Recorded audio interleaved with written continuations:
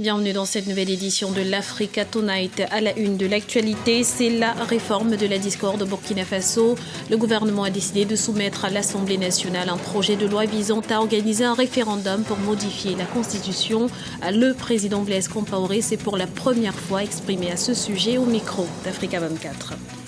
L'aviculture est à l'honneur au Cameroun. C'est à l'occasion de la première édition du SAVI, le salon de l'aviculture internationale du Cameroun, qui se tient actuellement à Yaoundé, la capitale. Et puis, direction la Guinée équatoriale à la découverte de la tour de la liberté de Bata. Ce monument, construit en 2011, est aujourd'hui un emblème de la capitale économique. Au Burkina Faso, le chef de l'État a mis fin aux supputations en annonçant sa volonté de réviser l'article 37 de la Constitution relatif à la limitation du nombre de mandats présidentiels. Le projet sera soumis aux députés le 30 octobre prochain. S'il est adopté, il permettra la convocation d'un référendum.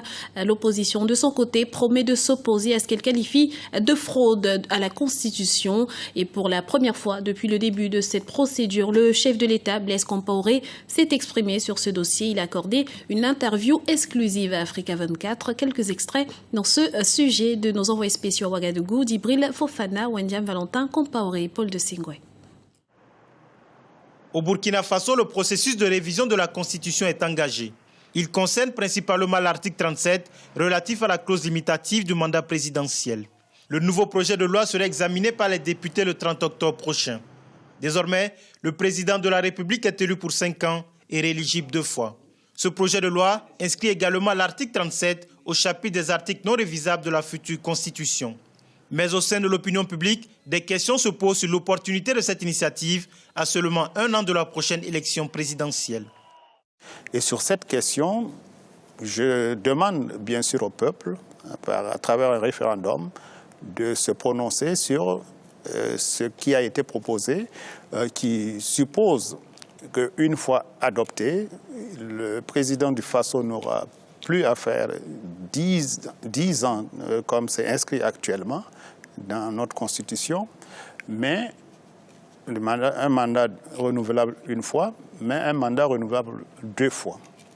La société civile et l'opposition politique se sont toujours opposés à la modification de l'article 37 et à la tenue d'un référendum pour y parvenir.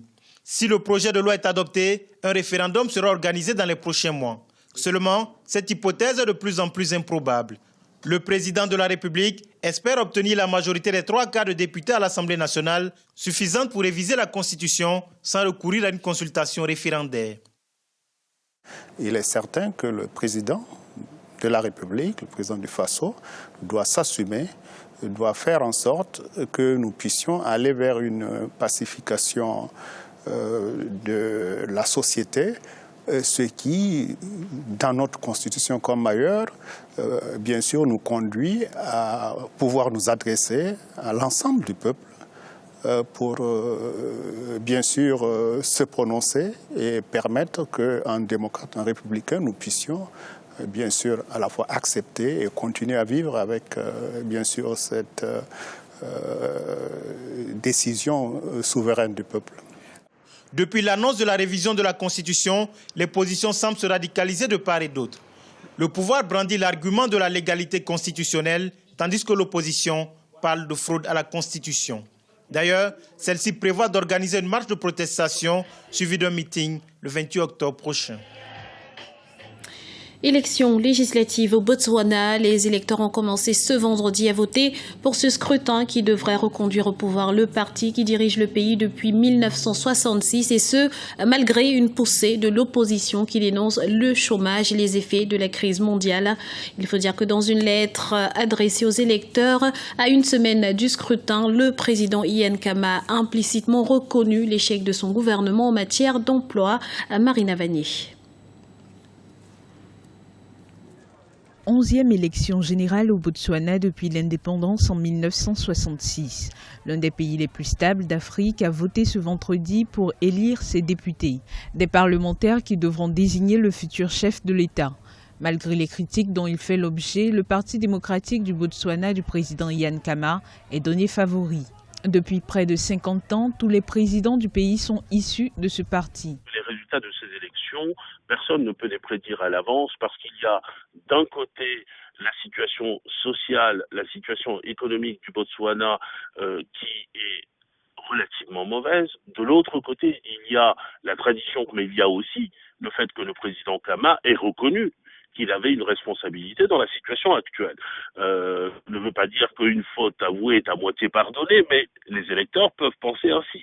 D'après les derniers sondages d'opinion réalisés avant le scrutin, il semble d'ailleurs que l'opposition soit désormais perçue comme une alternative viable pour les Botswanais. Même si le président Khama est élu, ce qui est en train de se passer actuellement, et notamment la montée en puissance de l'opposition, va l'obliger à reconfigurer sa politique future et à reconfigurer l'environnement politique au Botswana.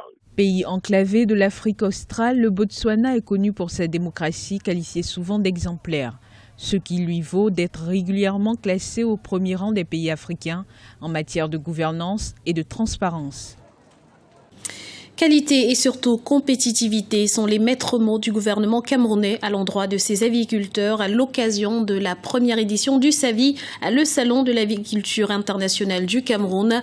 Jusqu'à ce samedi, plus de 100 professionnels de divers métiers de la filière avicole vont échanger leur savoir-faire afin de favoriser le développement d'une aviculture moderne. Voyez ce reportage de notre correspondant sur place, Narcisse Ndombe. L'aviculture comme levier de croissance et vecteur de l'émergence, c'est sous ce thème que se déroule la toute première édition du SAVI, le Salon de l'aviculture internationale du Cameroun. Depuis ce jeudi à Yaoundé, la capitale, plus de 100 professionnels de la filière avicole venus d'une quinzaine de pays à travers le monde échangent leur savoir-faire dans divers domaines, allant de la production des poussins à l'industrialisation de la filière. L'objectif visé par les organisateurs est d'ouvrir le marché camerounais aux nouvelles technologies développées dans le secteur pour une aviculture moderne. Pour le gouvernement camerounais, les aviculteurs locaux doivent profiter de ce salon pour rendre cette filière plus compétitive. La compétitivité doit être l'un des maîtres mots de l'aviculture pour qu'elle puisse résister à la concurrence. Cette compétitivité requiert une meilleure organisation de la filière et c'est l'affaire de tous. Le producteur, le transformateur, l'industriel qui doit se créer, le distributeur. La seule chose qui nous permettra de nous en sortir, c'est le travail collectif. Du côté des participants à ce salon, les attentes sont nombreuses. Que le gouvernement continue à nous soutenir comme par le passé. Parce que si le gouvernement ne nous soutient pas, on ne pourra pas tenir comme dans les pays développés. Un bon suivi, nous avons des problèmes pour la commercialisation. Nous voulons ici montrer aux gens qu'en faisant dans l'aviculture, en élevant que ce soit la volaille ou le bovin ou les porcs, on peut gagner sa vie. Et que c'est l'avenir du Cameroun. Près de 10 000 visiteurs sont attendus à ce premier salon de l'aviculture internationale du Cameroun qui s'achève ce samedi. La filière avicole camerounaise compte environ 9 000 exploitations pour 320 000 emplois et depuis 2011, la production nationale de poulet de chair connaît une forte croissance. Elle est évaluée en 2013 à près de 50 millions de volailles, soit environ 70 000 tonnes de viande. Dans l'actualité également, le virus Ebola gagne à nouveau du terrain. Le Mali vient d'enregistrer son premier cas confirmé. Il s'agit d'une fillette de 2 ans venue de la Guinée voisine et qui a été placée en quarantaine à Kayes dans l'ouest du pays. Toutes les personnes ayant été en contact avec elle ont été placées sous surveillance médicale. Les autorités maliennes affirment toutefois que tout est mis en œuvre pour éviter la propagation du virus. Elles appellent la population au calme et à la sérénité.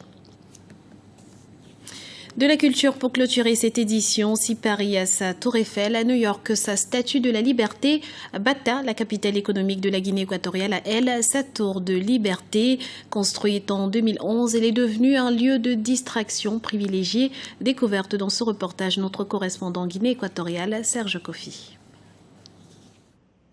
C'est un monument qui s'impose depuis 3 ans à la vue des citadins de Bata, la capitale économique de la Guinée équatoriale. La tour de la Liberté sur le front de mer ne passe pas inaperçue et laisse tout visiteur curieux. Un édifice qui offre le bonheur d'une promenade pédestre en fin de semaine tout en témoignant des changements en cours dans le pays. Près de 5000 visiteurs par an dans ce monument emblématique de la ville encore méconnu par les citadins de la ville.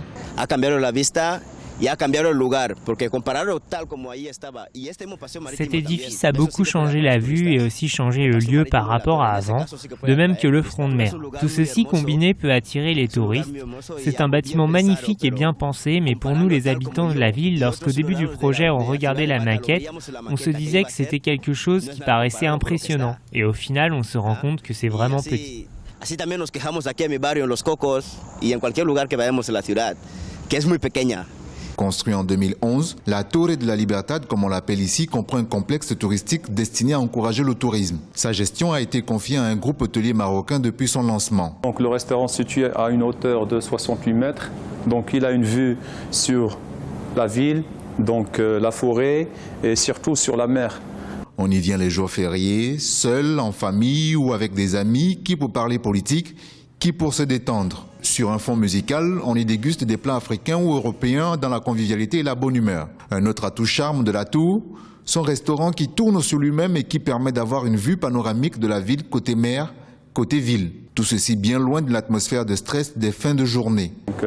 C'est un monument qui va rester monument historique du pays, comme on trouve en France la Tour Eiffel, aux États-Unis le statue de la liberté, et maintenant à Bata donc on trouve la Torre. Donc chaque personne, dès qu'il voit la photo ou la photo de la tour, il pense automatiquement à Bata.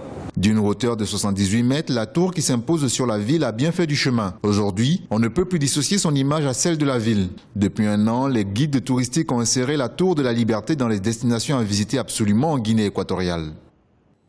Ce journal a été réalisé par l'ensemble de la rédaction. Nous vous remercions pour votre fidélité. Retrouvez dans un instant une nouvelle édition de l'Africa Tonight sur Africa 24.